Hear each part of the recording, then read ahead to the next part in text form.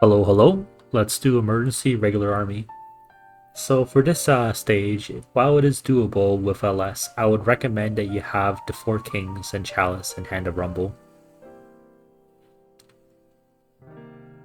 The concept behind this stage is, I'd say, relatively simple.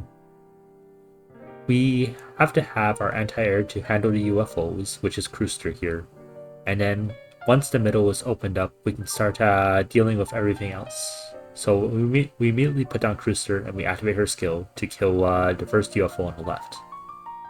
Next, because the left side is cleared, we can now put down Surfer when the UFO moves away, and then we can place down Rosmontis like this to stop the Maze Returner. Now, Surfer is going to die from this shot, so we're going to place down Amia here and to get her skill charged up. Next up, we're going to deploy a bait. So here we're going to use Meteor to spawn a pillar, and by doing this, the UFO will target the pillar and Meteor instead of Amia. The UFO does 4.6k damage, which is usually not very survivable by Amia, which is why we need to bait it.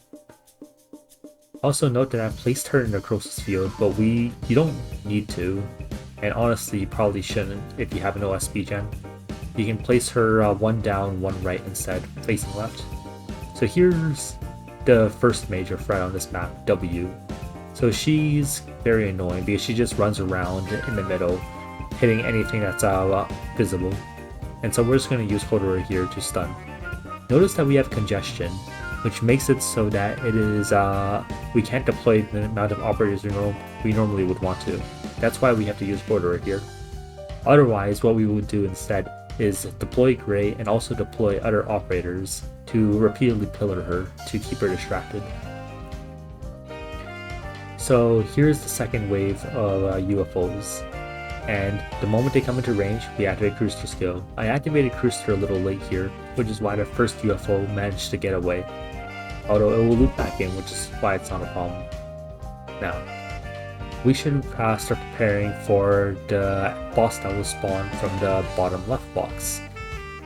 So there's a 45% chance of it being Crown Slayer, 45% chance of it being Skull Shatterer, a 1% chance of it being 2 Skull Shatterers, and a 9% chance of it being Skull Shatterer and Crown Slayer.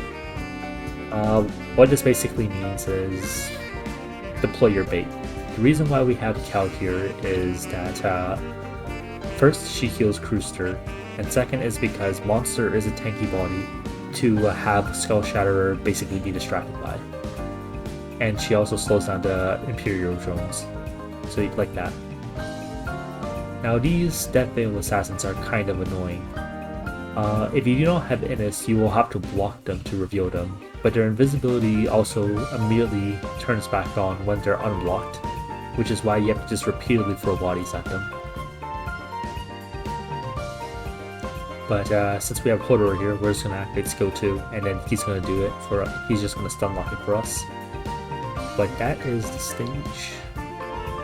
Ultimately, whether it's Skull Shatterer or Crown Slayer should not change what happens, since with Calcit on S2, she should be able to out-heal.